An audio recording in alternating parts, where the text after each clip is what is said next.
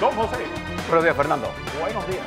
Oiga, martes Ni te 6 cases, de agosto. ni te embarques, dice el dicho. Y la gente siempre se casa y se embarca. Y se embarca. Bueno, ¿qué nos queda? Muchas cosas que contarles. Quisiera que le prestaran mucha atención a lo que le voy a informar para que lo sumen y puedan hacer un análisis de lo que está pasando en el mundo y cómo eso nos afecta a nosotros. Ayer ocurrieron tantas cosas y siguen ocurriendo que van a tener efectos en la economía global. Bueno, uno de los más interesantes es el editorial de Le Monde de hoy, que coincide en que Estados Unidos se retira del tratado de contención nuclear el mismo día del aniversario del lanzamiento de la bomba atómica en Hiroshima. Bien. Esa es una bomba. Yo le quiero hablar de otra. Ayer, la República Popular China anunció la devaluación del yuan y lo eleva, lo pone al nivel más bajo de su valor con respecto al dólar de los últimos 11 años. Esta, unida a la decisión del gobierno de la República Popular China de no comprar bienes agropecuarios de los Estados Unidos. O sea, la guerra comercial, en vez de disminuir, se ha acrecentado. ¿Qué significa? Bueno, inmediatamente el presidente Trump dijo que la República Popular China estaba haciendo un proceso de manipulación de divisas. Y esta posición de la República Popular China inmediatamente en todos los mercados del mundo durante el día de ayer produjo una caída violenta en las bolsas de valores de Europa, en los Estados Unidos. Los tres indicadores más importantes, el Dow Jones, el Nasdaq y el Standard & Poor's 500, cayeron más pronunciadamente. El Nasdaq con 3.4%, el Dow Jones cayó 1.9% y el Standard & Poor's 2.4% aproximadamente. ¿Esto qué significa? Bueno, ¿por qué? Significa que la guerra pasa ahora no solamente al plano de comercio de mercancías, sino al plano de las disputas de divisas. Y los Estados Unidos, al acusar a China de manipulación de divisas, establece una nueva confrontación. Un nuevo frente de batalla. Y esto, el yuan, cuando se devalúa, es un juego peligroso para la República Popular China, porque si bien es cierto, las mercancías chinas tendrían menor valor, serían más competitivos en el mercado de los Estados Unidos, cuando usted compra en dólares, tiene el riesgo de que está evidenciando claramente que las reglas con que se maneja el mercado financiero chino son totalmente diferentes a la guerra, a cómo se maneja en el mundo occidental. Es que no olvidemos que China en el fondo es un país comunista, es decir, que la gente pierde de vista tal vez ese pequeño detalle. Más que comunista, es una economía, es un capitalismo de Estado, que tiene mayor control del Estado, o control del Estado, que tiene un proceso democrático abierto. El comunismo ya es una cosa que existe de nombre. De ellos nada más existe eso, pero al final es el autoritarismo, es lo que quiero dejar claro. ¿Y qué efecto tuvo eso ayer en América Latina? Inmediatamente retroceden las principales monedas de nosotros aquí en el continente, retrocede el peso mexicano, retrocede el real brasileño, retrocede el peso argentino, Chile, y esto crea inmediatamente tensiones nuevas. Y lo que se vislumbra no es el fin de la guerra comercial, sino la profundización de la guerra comercial. Esta es una de las medidas que China ha anunciado, más que una devaluación per se, porque es 1.4%, es una advertencia que hace la República Popular China, cuyo efecto inmediatamente se hace sentir. Y vamos a ver en el día de hoy cómo se comporta el mercado. ¿Y por qué eso nos interesa a nosotros? Si usted ve el presupuesto que presentó la autoridad del Canal de Panamá, ya lleva implícita el presupuesto una versión moderada del impacto que tiene la desaceleración comercial. 30 millones de dólares nos ha costado hasta ahora. Sí, pero ya hay una reserva para el manejo de esta contingencia. Y esta realidad puede ser mayor en la medida en que, en vez de resolver el problema, sea gigante. Estamos esperando en el día de hoy cuáles serán las otras reacciones la República Popular China tendrá nuevos aranceles que le imponen los Estados Unidos del 10% a partir del 1 de septiembre. Es decir, dentro de las próximas 2 o 3 semanas tendremos una profundización de esto y no hay visos de que se va a resolver. Entonces nosotros tenemos que prestarle mucha atención porque las repercusiones de eso en nuestro país,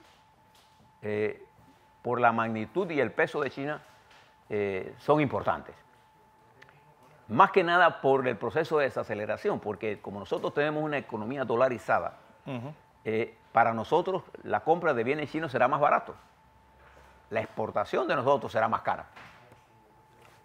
Entonces, ahí viene el juego que tenemos que entender. ¿Y por qué les hablo todo esto? Porque mientras el mundo está moviéndose a esta velocidad en el campo comercial y financiero, nosotros estamos mirando aquí, hacia abajo. Ahora les explico por qué tenemos que alzar la mirada. Paralelo y simultáneo a esto, ayer China le advirtió a Corea del Sur, a Japón y a Australia que si ellos prestaran su territorio para el establecimiento de misiles, como señala el presidente Trump, que está interesado en establecer en ese área del Pacífico, tendrían graves consecuencias. Entonces fíjense ahora cómo una guerra de carácter comercial, de divisas, el presidente de los Estados Unidos anuncia que quiere instalar misiles en corto plazo en el área. China le advierte a sus vecinos, ojo con lo que está pasando, mientras Corea del Norte ayer prueba otros nuevos misiles de alta tecnología. Y ya la guerra comercial comienza a tomar visos de guerra. Exacto. ¿No? Como lo decía el Papa Francisco, en algunos lugares la tercera guerra Ya empezó. ya comenzó. En el Mediano Oriente estamos en plena guerra, en África, en muchos países, entre ellos Libia, estamos en plena guerra. La destrucción de Libia es asombrosa, la destrucción en Siria, la destrucción en Irak, en Afganistán, en Yemen, los conflictos entre Pakistán y la India, las situaciones en lo que está ocurriendo en Hong Kong.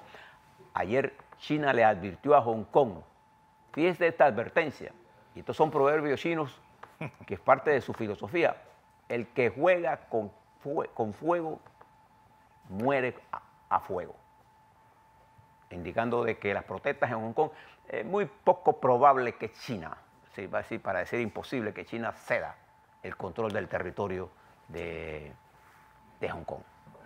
Y ahí va rumbo a un movimiento que partió por una consigna y va por otro. Sí. Súmele todo esto a los problemas en Taiwán, a los problemas que hay en varios países de esa región, a los problemas que tenemos nosotros en América Latina, y tendrá usted que ver que nosotros en Panamá tenemos que entender que nuestra economía abierta al mundo en el comercio tiene que estar pendiente de esto. Y el gobierno del presidente Cortizo tiene que analizar el escenario mundial, porque esta confrontación nos lleva a nosotros a replantearnos relaciones estratégicas, con pragmatismo. Mientras esto está pasando, el presidente de los Estados Unidos anuncia medidas de congelación. Él habla de bloqueo, pero el bloqueo de todos los bienes que de hecho ya está hecho, sí, de Venezuela, pero que acrecenta la confrontación de Estados Unidos con América Latina.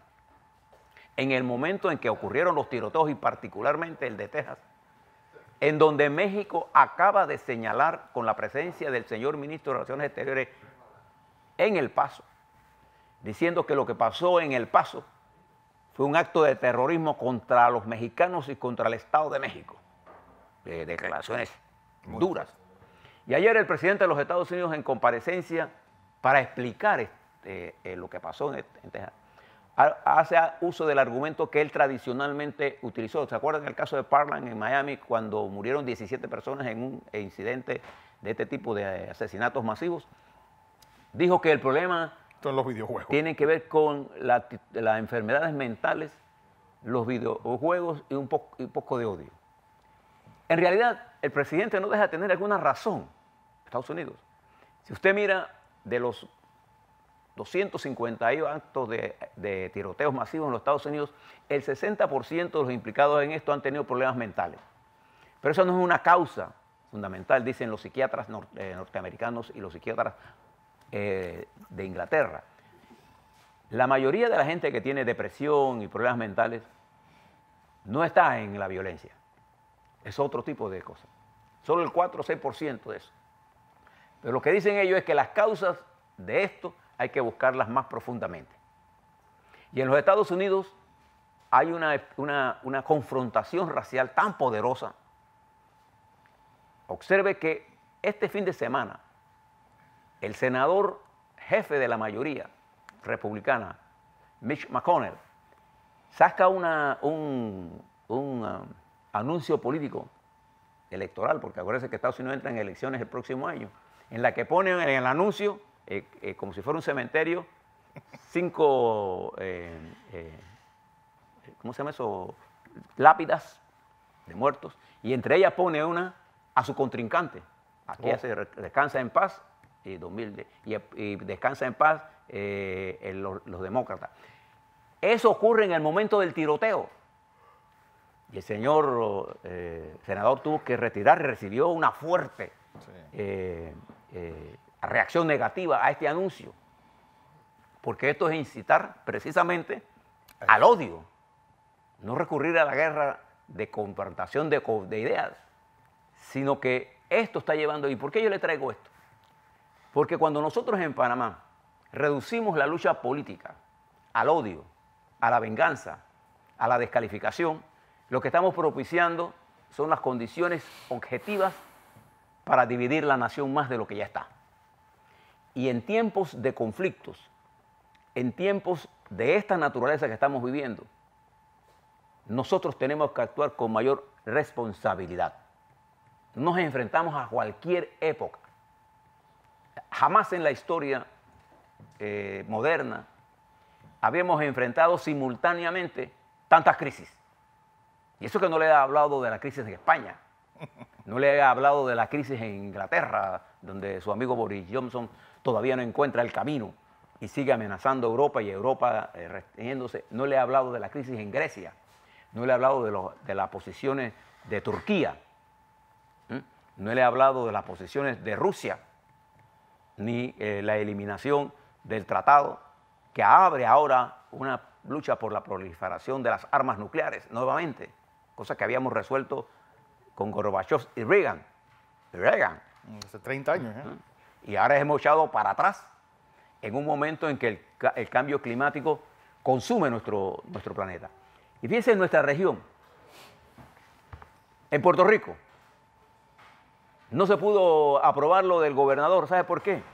Porque la oposición puso un recurso ante la Corte diciendo que es ilegal esto y está en impasse. Un movimiento, y hay gente ya en la calle nuevamente. O sea, se tumbó, es fácil, la liquidación. Ahora resolver la crisis es un problema complejo. Fíjese lo que le pasa al presidente de Honduras, que llegó por un fraude electoral, el señor Juan Orlando Hernández, cuyo hermano está detenido por vinculaciones al narcotráfico y en ese proceso él aparece como haber recibido $1,5 millones para su campaña. Él le echa la culpa a la oposición. Dice, la oposición no montó el indictment en los Estados Unidos. Pero Honduras está fuera de control. Usted ve Guatemala, la situación de Guatemala y del Cómico es seria. Vienen elecciones y si se va a Nicaragua, la caída de la economía nicaragüense se calcula en más de 8 a 10% durante el año 19, lo que va a provocar éxodo. Y ya la frontera con Costa Rica y Nicaragua está llena de nica. Y usted ve en Costa Rica la inestabilidad social en desarrollo. Y si se mueve hacia el sur, usted va a ver toda la situación caótica que hay. En términos generales, nuestro continente va a crecer 0,5%. No da ni siquiera para generar los empleos que se necesitan. Entonces nosotros tenemos un país con una serie de problemas y nuestros dirigentes deben entender lo que está ocurriendo. no es un cualquier cosa, Fernando. Yo no sé, usted cuando le narra la historia a la gente, se da cuenta que las guerras son producto de las disputas comerciales. Bueno, es lo que dice von Clausewitz. Es la lucha política en otro escenario. Y estamos moviéndonos en terrenos tan peligrosos como lo que está pasando en los Estados Unidos. En 49 días ha habido 251 asesinatos masivos. Estados Unidos vive bajo una crisis de los opioides. Estados Unidos, con el presidente Trump, con razón y sin razón, ha adoptado una política de hacia adentro aplicando medidas unilaterales. Porque lo que se están aplicando son medidas unilaterales sin llevarla al seno de la discusión de los organismos internacionales. Entonces, todo este desbalance que se está produciendo y destrucción de la estructura que ellos mismos crearon para aplicárnoslas a nosotros tenemos que entenderla para saber en qué papel vamos a jugar. Esta confrontación, este resurgimiento del reparto nuevo del mundo va a tener consecuencias, sin duda alguna, y nos van a afectar. A la vuelta, vamos a hablar de la terminación, Fernando, del caso de Ricardo Martinelli. Quisiera darle un mensaje a los estamentos de seguridad. He notado mucha preocupación al conversar con algunos oficiales, suboficiales de las fuerzas de policía ahora le doy mi punto de vista sobre esto. Le quiero hablar sobre este problema de los jueces y la confrontación que se está dando. Ayer tuve la oportunidad, después que salí de aquí, varios abogados penalistas, Fernando, estimados televidentes, me llamaron para preguntarme que no podían creer lo que le estaba explicando en el caso del doble expediente ni el caso de la caja de ahorro. Le voy a volver a hablar sobre todas estas cosas, pero es particularmente la matriz que nos están impulsando en la Asamblea y al país para que nos perdamos de vista y lo peligroso que es caer en el juego de las confrontaciones inútiles, perdiendo de vista lo que debemos hacer como nación para resolver los problemas de nuestra gente.